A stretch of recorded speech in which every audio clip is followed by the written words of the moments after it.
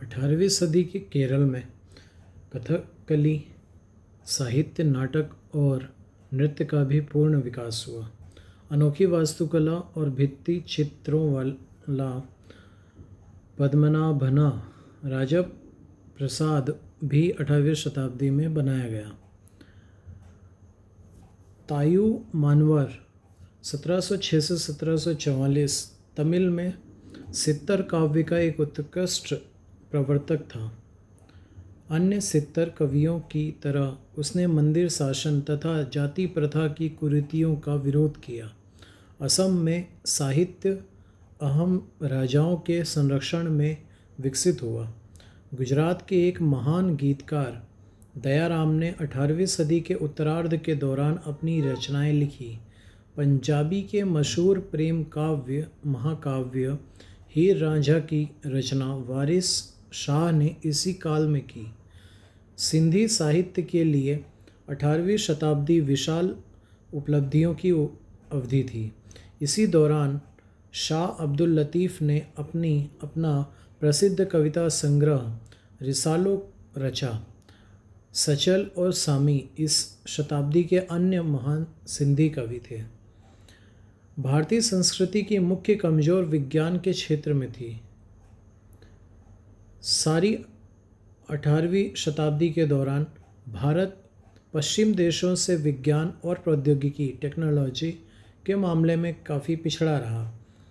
पिछले 200 वर्षों से पश्चिमी यूरोप में एक वैज्ञानिक और आर्थिक क्रांति चल रही थी, जिससे आविष्कारों और अनुसंधानों की बाढ़ सी आ गई थी। वैज्ञानिक दृष्टिकोण धीरे धीरे पाश्चात्य मस्तिष्क पर हावी होता जा रहा था और यूरोपीय दार्शनिक, राजनीतिक और आर्थिक दृष्टिकोण तथा यूरोपीय संस्थानों में क्रांति लाता जा रहा था। दूसरी तरफ भारतीय, जिन्होंने पुराने ज़माने में गणित और प्राकृतिक विज्ञानों के क्षेत्र में महत्वपूर्ण योगदान दिए थे, कई शताब्दियों से विज्ञान की उपेक्षा करते आ रहे थे। भारतीय मस्तिष्क अब भी परंपरा से बंधा था। सामंत और आम जनता दोनों काफ़ी अंधविश्वासी थे। भारतीय करीब करीब पूरी तरह पश्चिम में प्राप्त वैज्ञानिक, सांस्कृतिक, राजनीतिक और आर्थिक उपलब्धियों से अनभिज्ञ थे। यूरोप में चुनौती का जवाब देने में वे असफल रहे।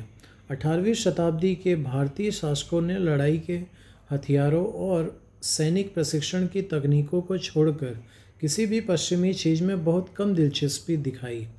टीपू सुल्तान को छोड़कर वे सभी मुग़लों और 16वीं तथा 17वीं सदी के दूसरे शासकों से विरासत में प्राप्त विचारधारात्मक उपकरणों से संतुष्ट थे।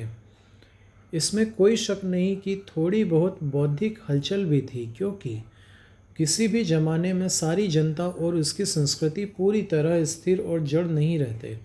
प्रौद्योगिकी में थोड़ा बहुत परिवर्तन और विकास तो हो रहा था, लेकिन इसकी गति बहुत मंद और क्षेत्र काफ़ी सीमित थे। इसीलिए पश्चिमी यूरोप में होने वाले विकास की तुलना में कुल मिलाकर ये नगण्य थे।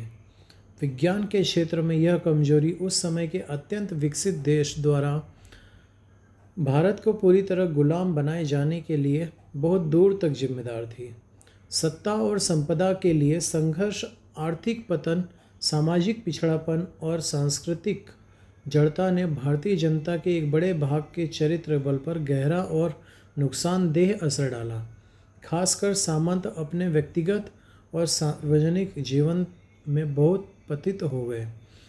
निष्ठा, कृतज्ञता और वचनबद्धता के सद्गुण स्वार्थता की प्रमुखता होने के कारण खत्म हो गए। अनेक सामंत अमानवोचित दुर्गुणों और अत्यधिक विलास के शिकार हो गए। उनमें से अनेक ने अपने ओहदों का फ़ायदा उठाकर घूस लिया। आश्चर्य की बात यह है कि आम जनता बहुत हद तक भ्रष्ट नहीं हुई थी। जनता में ऊंचे दर्जे के व्यक्तिगत ईमानदारी और नैतिकता थी। उदाहरण के लिए विख्यात ब्रिटिश अधिकारी जॉन मेलकॉम ने 1821 में टिप्पणी की थी।